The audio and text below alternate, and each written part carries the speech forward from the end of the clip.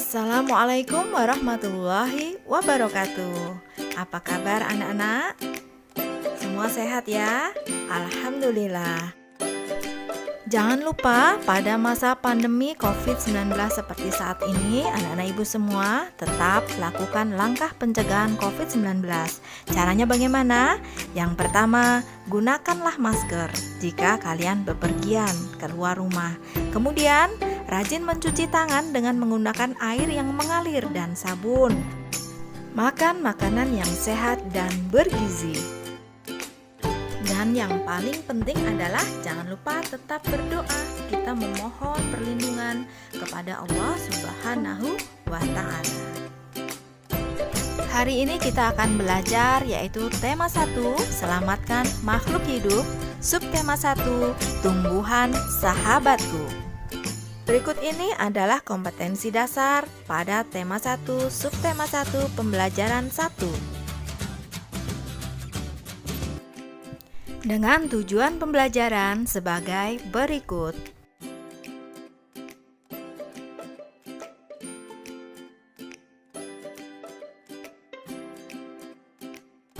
Coba perhatikan gambar di samping ini. Ada gambar tumbuhan, manusia, dan juga hewan. Ternyata tumbuhan dimanfaatkan oleh manusia dan hewan sebagai bahan makanan. Jadi, tumbuhan merupakan sumber kehidupan bagi semua makhluk hidup. Tumbuhan sebagai sumber kehidupan bagi manusia dan hewan. Hewan dan manusia memperoleh manfaat dari tumbuhan. Manfaat tumbuhan bagi manusia antara lain sumber energi bagi manusia, sumber vitamin untuk menjaga kesehatan tubuh, sumber oksigen untuk bernafas, pengikat air tanah, peneduh dan memperindah kehidupan di bumi. Kemudian yang ketiga, manfaat tumbuhan bagi hewan yaitu sebagai sumber energi bagi hewan. Yang keempat, tumbuhan merupakan sumber bagi kehidupan manusia dan hewan. Yang kelima, tumbuhan adalah produsen penghasil cadangan makanan dan sumber oksigen untuk bernafas dan melindungi bumi dari sengatan sinar matahari. Setelah mengetahui manfaat tumbuhan bagi kehidupan, Edo ingin belajar lebih jauh mengenai perkembangbiakan tumbuhan. Cermati kisah Edo berikut ini. Liburan sekolah telah tiba. Edo mengunjungi pamannya di desa. Dia seorang petani jagung. Edo datang ke rumah pamannya tidak untuk berlibur saja. Edo juga ingin belajar. Ibu guru memberikan tugas selama liburan. Ibu guru ingin anak-anak memberikan laporan tentang satu hal yang menarik dan bermanfaat yang dilihat selama liburan. Edo ingin mengetahui tentang tanaman jagung, terutama tentang perkembangbiakannya. Berikut adalah laporan pengamatan Edo. Bagaimana jagung berkembang biak? Jagung merupakan salah satu tanaman yang dijadikan bahan makanan pokok di berbagai negara, salah satunya di Indonesia. Di Indonesia, penduduk Pulau Madura menjadikan jagung sebagai bahan makanan pokoknya. Jagung merupakan salah satu tanaman penghasil karbohidrat yang sangat diperlukan oleh tubuh. Seorang petani jagung memulai pembiakan tanamannya dengan menanam biji jagung. Setelah 3-4 hari, bakal tanaman akan muncul di permukaan tanah. Tanaman jagung akan terus tumbuh menjadi besar. 3 hingga 3,5 bulan, buah jagung dapat dipanen oleh petani. Buah jagung yang berbentuk seperti tongkol pada mulanya berupa sekuntum bunga. Bunga jagung memiliki helai-helai rambut halus pada bagian ujungnya.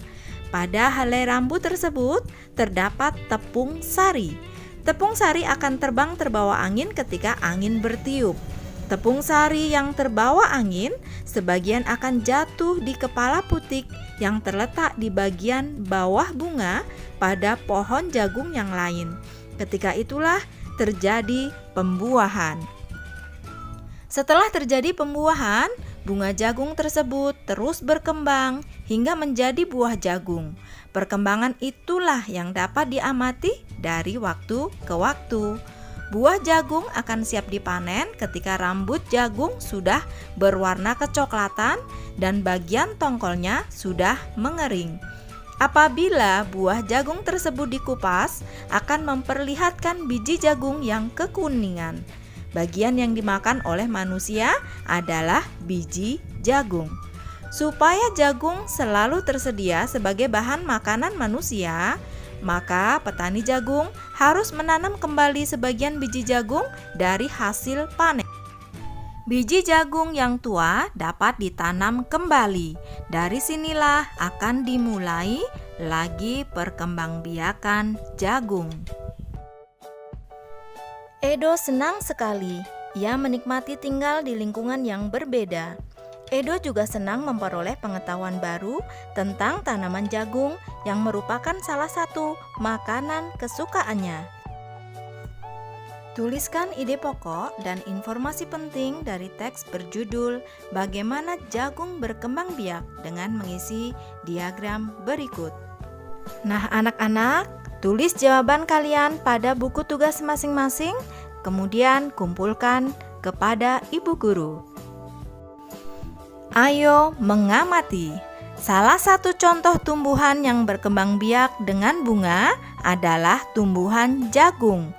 Tepung sari pada bunga jagung akan terbang terbawa angin ketika angin bertiup. Tepung sari yang terbawa angin sebagian akan jatuh di kepala putik yang terletak di bagian bawah bunga pada pohon jagung yang lain. Ketika itulah terjadi pembuahan. Perkembangbiakan ini dinamakan perkembangbiakan generatif. Tahukah kamu bagaimana proses perkembangbiakan generatif? Amatilah gambar bagian-bagian bunga berikut ini.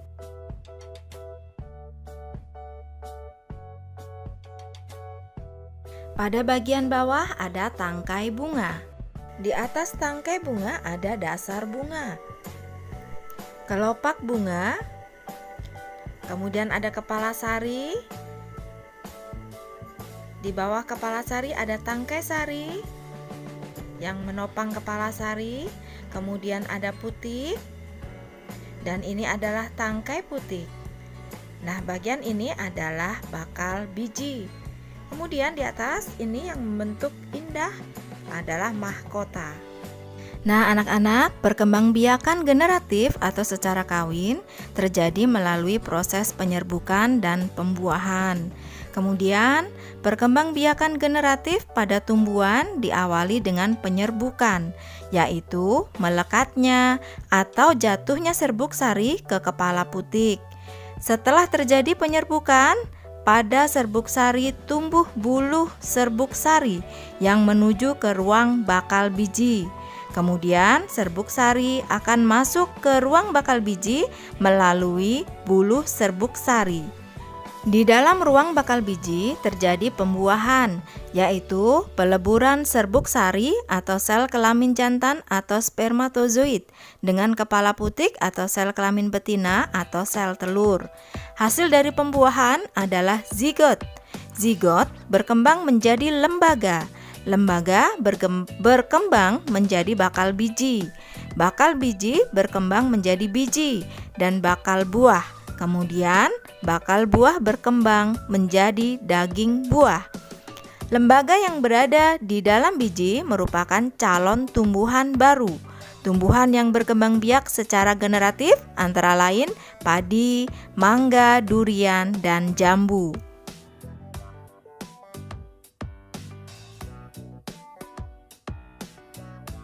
Coba bayangkan seandainya tumbuhan tidak berkembang biak.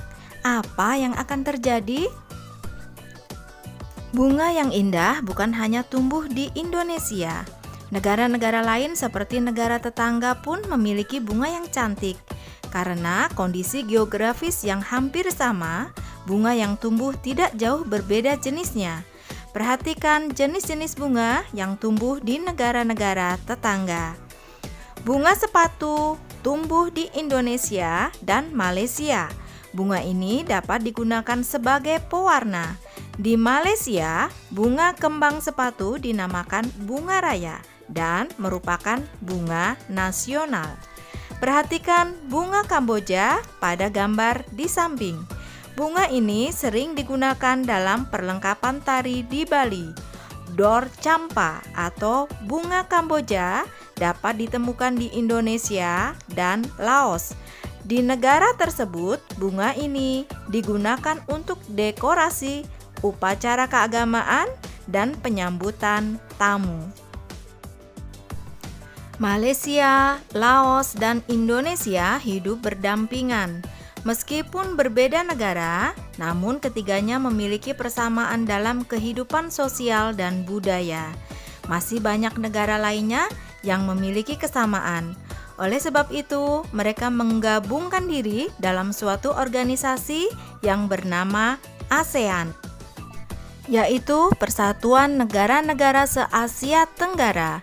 Berikut adalah ke-10 negara ASEAN: Indonesia, Malaysia, Thailand, Singapura, Filipina, Brunei Darussalam, Vietnam, Laos, dan Myanmar, kemudian Kamboja. Nah, anak-anak, untuk menambah wawasanmu tentang negara-negara ASEAN, perhatikan berikut ini. ASEAN menjawab kebutuhan hidup bertetangga. Kamu pasti pernah merasakan nyamannya hidup bertetangga. Hal ini terasa saat semua keluarga saling mendukung, saling membantu, dan bekerja sama. Kenyamanan dalam bertetangga perlu diwujudkan karena tiap keluarga memiliki kepentingan yang sama. Hal itu juga yang mendasari terbentuknya ASEAN. ASEAN adalah sebuah organisasi internasional yang beranggotakan negara-negara di kawasan Asia Tenggara.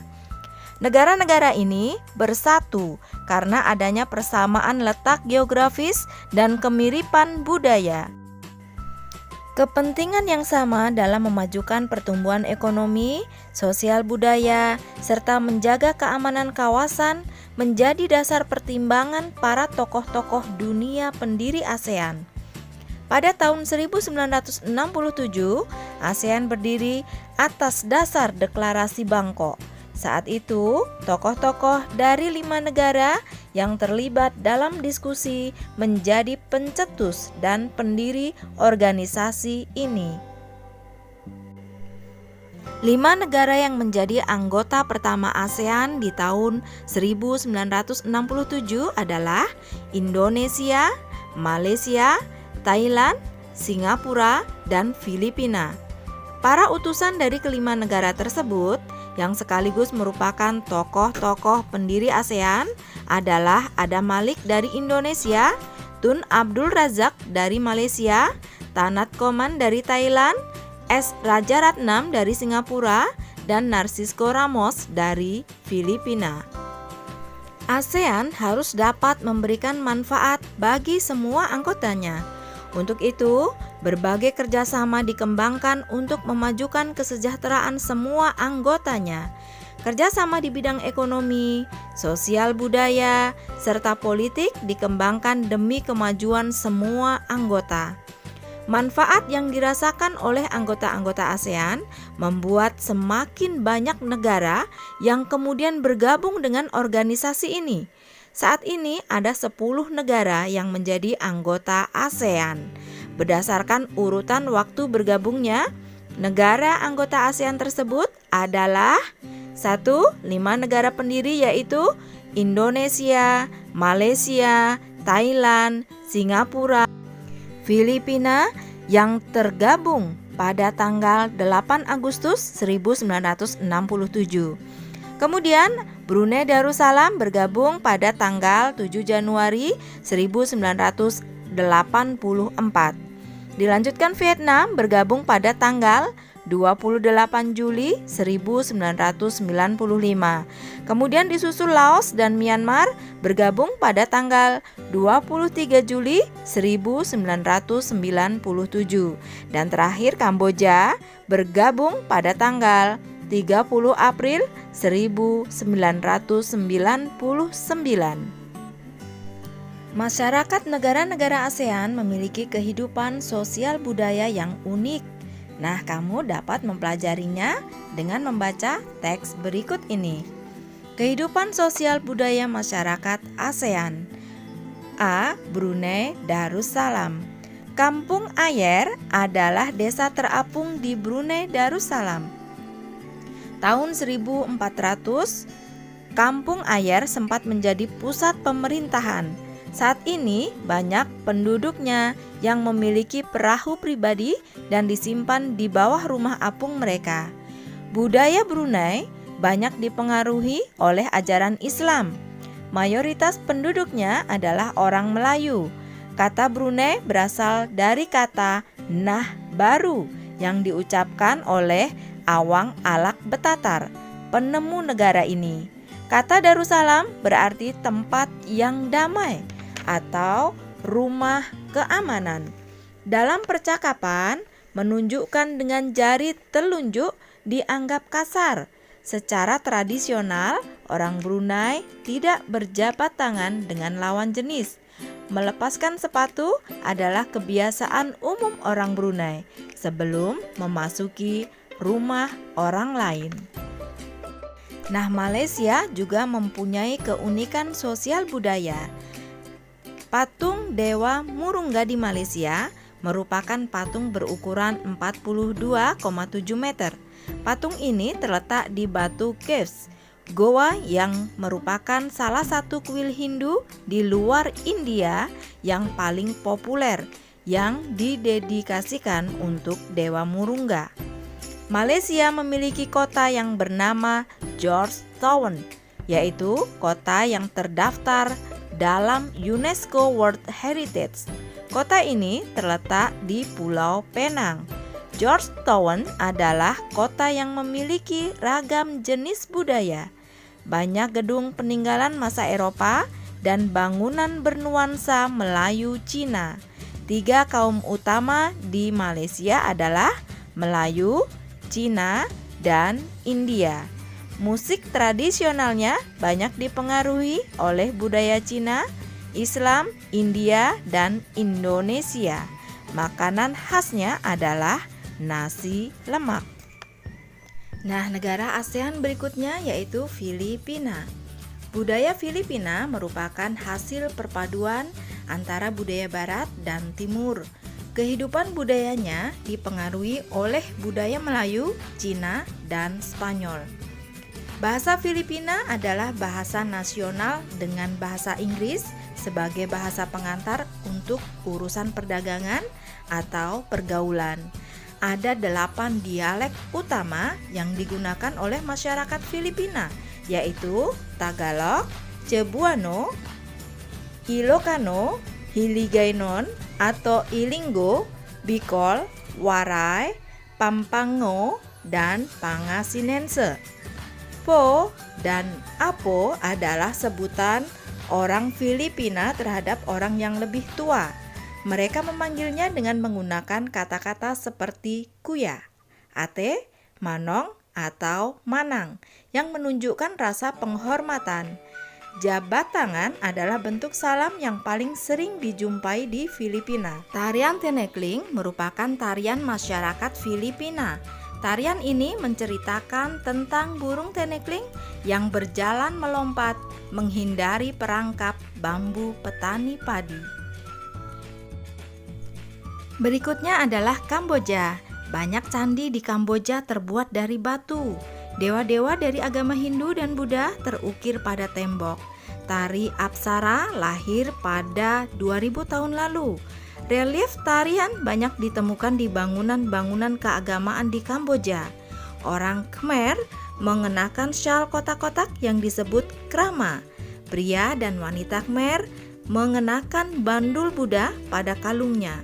Tujuannya adalah untuk menjaga dari roh jahat dan membawa keberuntungan. Makanan terkenal Kamboja adalah cha yang berarti tumisan. Baik, sekarang kita akan menuju Myanmar. Myanmar disebut sebagai negara 1000 pagoda. Hal ini disebabkan karena sangat mudah menemukan kuil-kuil suci Buddha. Mayoritas penduduk Myanmar adalah keturunan Tibet.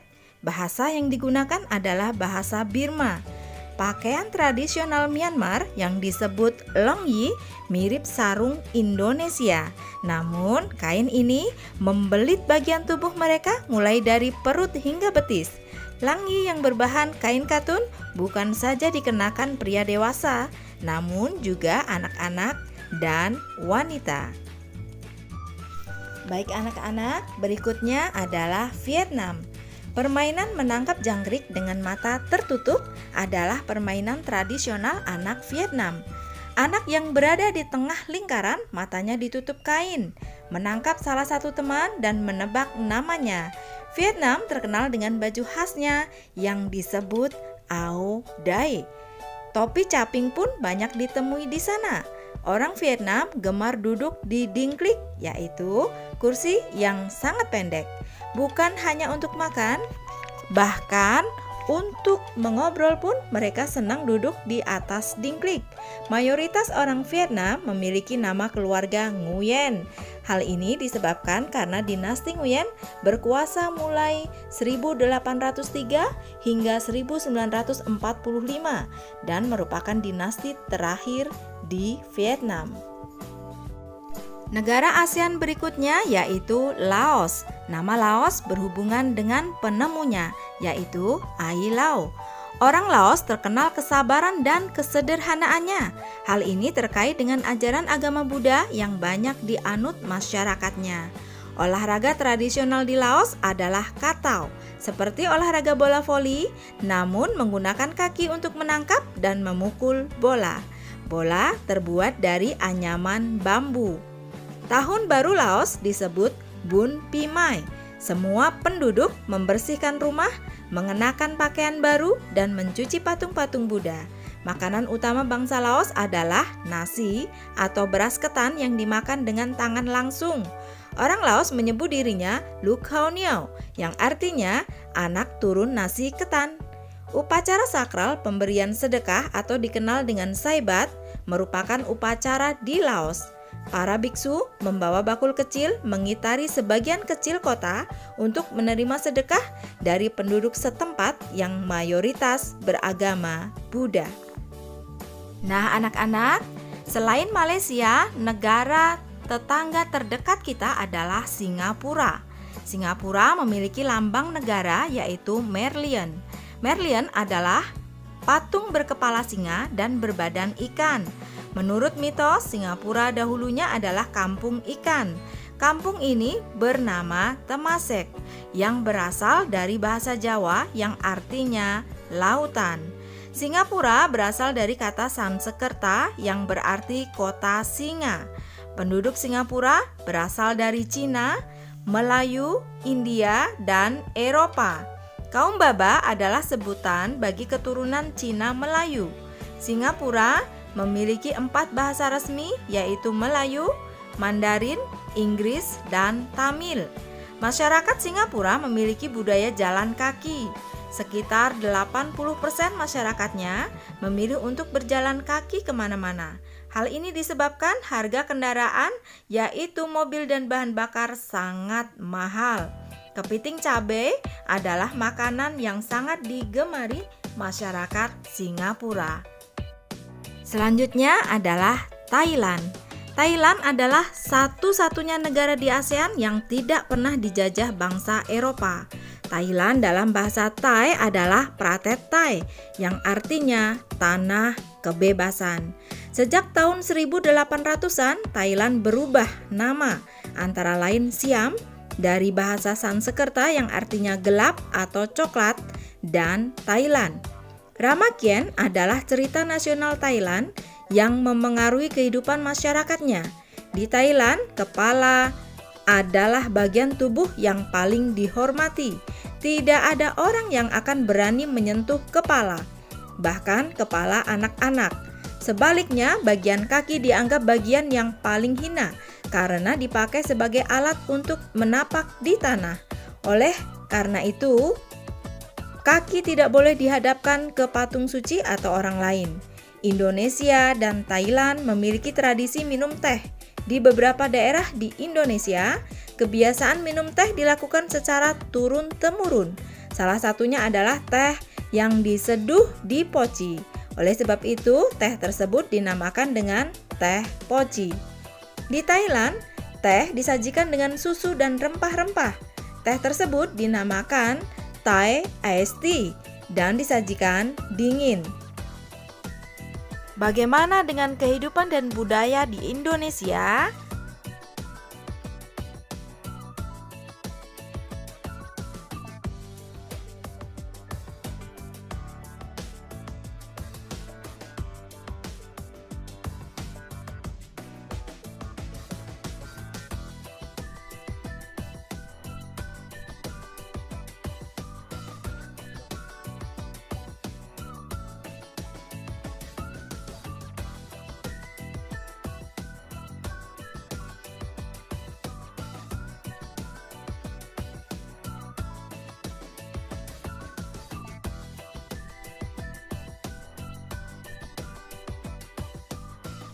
Kita sudah mempelajari kehidupan dan budaya masyarakat negara-negara anggota ASEAN. Nah, bagaimana dengan kondisi geografis Asia Tenggara?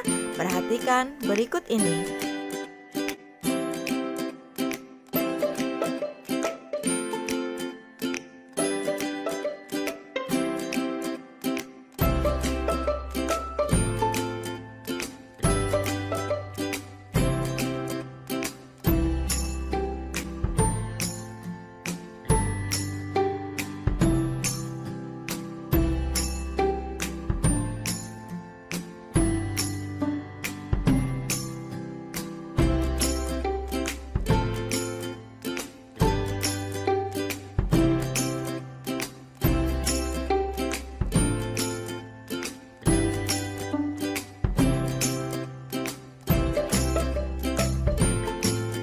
Demikianlah materi tema 1, subtema 1, dan pembelajaran 1.